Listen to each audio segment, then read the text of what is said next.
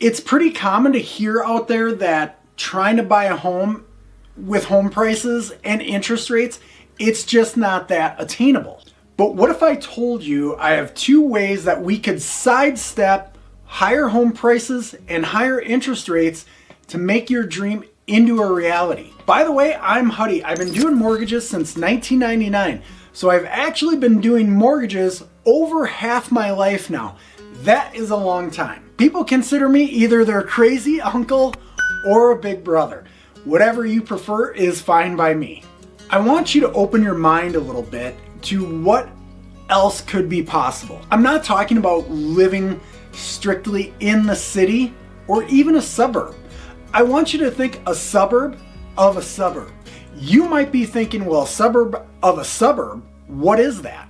Well, it's rural living or country, but it's not what you think. I want you to consider looking just a little bit beyond the city and even maybe a suburb that you thought about before.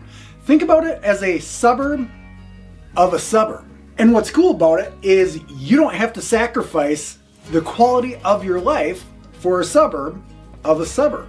What gets interesting about this is this loan program does not require any type of down payment, and it actually covers 97% of our entire country. It's called the USDA loan. You might have heard about this before, but I want to dive deeper into it to give you a full understanding of what might be possible. Before we do that, I want to get into rural living because I live country. A little bit more extreme than others, but I want to squash some misconceptions of what it's like to live where I live, in the country. When people think about country living, they think absolutely in the middle of nowhere, which technically is where I do actually live. But that's not where you have to live with a USDA loan. When people hear of where I live, they automatically assume I am forever away from anything in BFE, right? But that is not the case at all. So a couple misconceptions. I'm just going to show you where I live. I live next to a town called Red Wing, Minnesota. Now you can see Red Wing has a decent population. Within Red Wing, it also has several stores that people want to go to. Menards, Walmart, Target, the list goes on and on.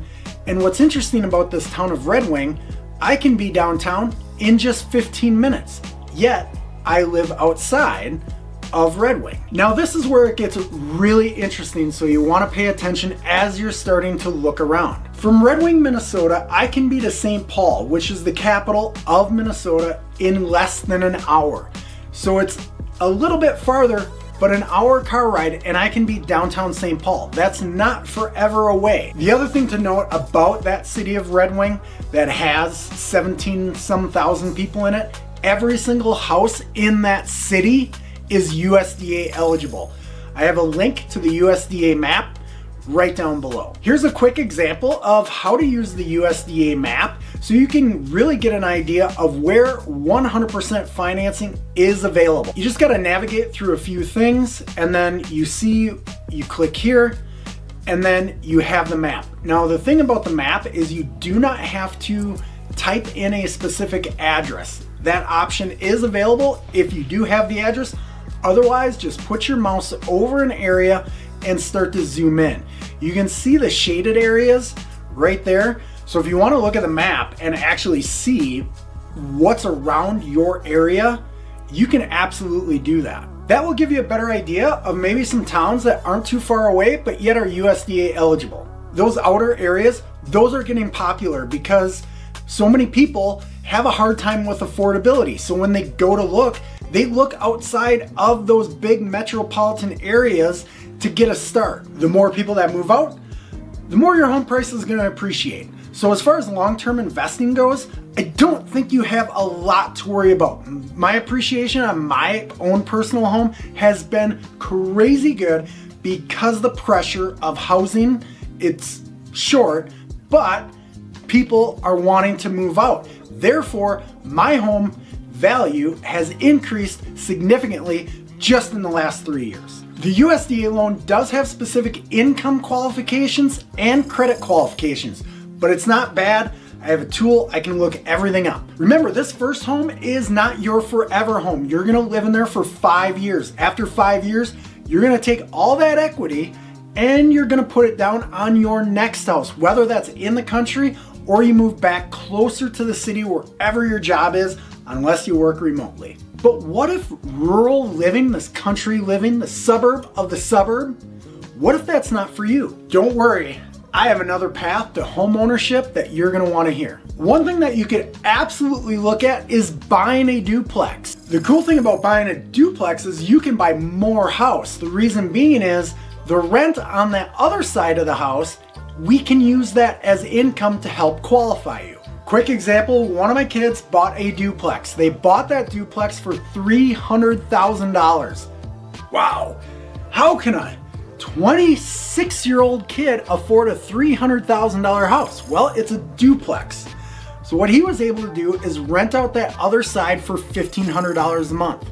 His mortgage payment is $2,300 a month, which makes his payment, what he has to contribute to the mortgage, $800 a month. That's what most people want to be able to afford right now.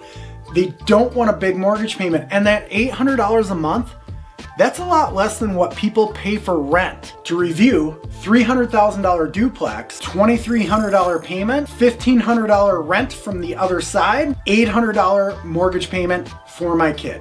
That is one option that you could consider when you want to buy a house, but affordability and rates are a question, is look at buying a duplex. That's one thing you can do. This other option that we want to talk about, keep in mind, this all stems from my own personal experience and my kids' experiences. They range from age 28 down to 20, so there's been some different things that we've done. One thing that one of my other kids is doing that bought a house, he did move rural. It's actually a suburb of a suburb.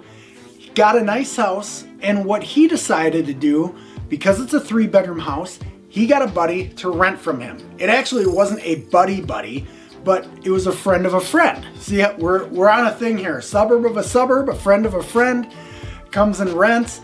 And guess what? So his mortgage payment, he bought a house for $175,000. His payment is about $1,500. His rent he's getting is $750.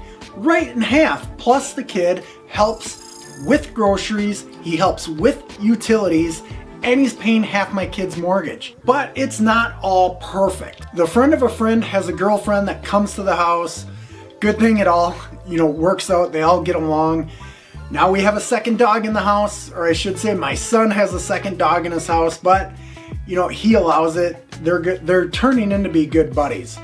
So there's two options. You could look at buying a duplex, and then if you push your budget with the idea of getting 1 or 2 roommates into that house, because if you think about it, if you want a nice place to rent, you're paying more, and you're usually renting that apartment or that townhome or whatever it is with a friend or 2 to get into that house. So you might as well buy a house, cash in on the equity in 5 years, and have your friends or a tenant help pay your rent. Check out the links in the description. I have a mortgage calculator right on my website. I have the link to the USDA so you can actually see what's available out there. If you have any questions, feel free to drop a comment. Like I said, I got links in the description so you can email me, shoot me a text if you have a more specific question that you want offline. In the next video, we're talking about budgeting mistakes that you're probably not thinking about. So go ahead and check that out right now.